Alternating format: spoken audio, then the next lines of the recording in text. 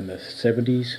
We first asked Dad of a bit of language, and he gave us about 50 words. Then we grew a few more, and then over the years we grew a few more, and I end up with about probably 100 words. But now I'm up to 250 words of my own, and then we found some more Gungaloo words from the State Library, and that's probably 450 there plus 200, so we're probably up to about 600 words. So the words that I didn't have was the ones like, what's this, show me this, who, when, what. They're the words that I didn't get around to asking Dad. Yeah, so by being at the school, give me access to that. Being with the State Library, the fellow by the name of Kemp sent us a bit of stuff by email. So it's just growing and growing over the month.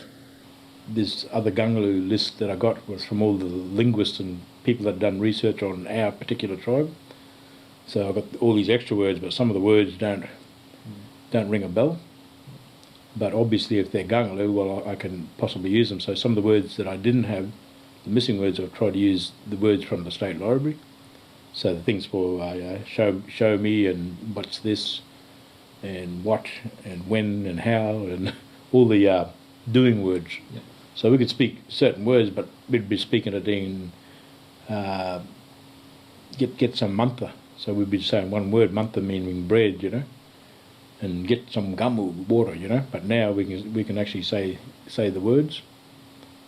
Yeah. So I'm learning as well.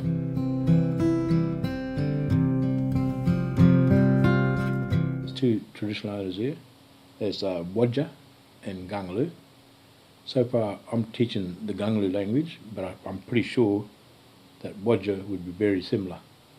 And I think Auntie Dai says there's a few words there that are similar in her language. The Gungaloo language is a dialect, is part of a dialect. The bigger dialect, I have some papers on the computer that came from State Library once again. And Gungaloo is a dialect of this bigger language, or a language of this dialect.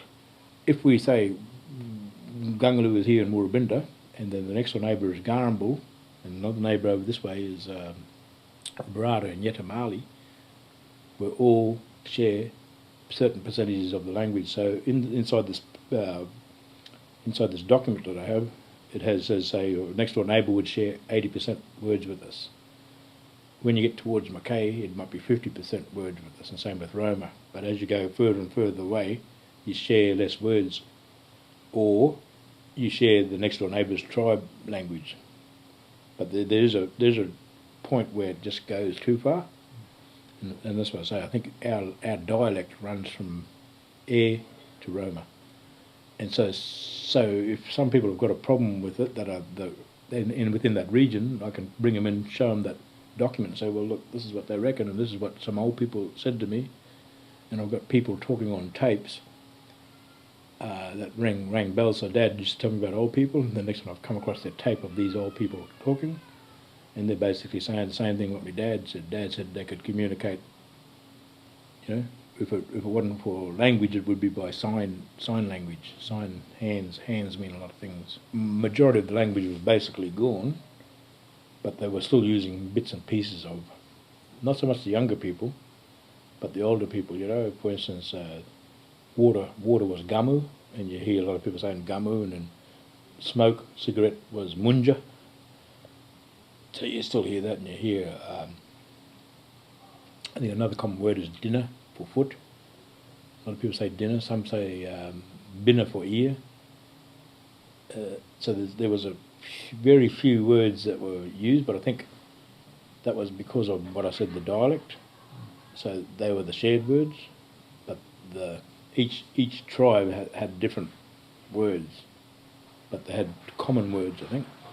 So you had to have them common words to communicate. I think like water would be gamu. That seems to be pretty common. Snake is moonda. That seems to be pretty common across the central Queensland area.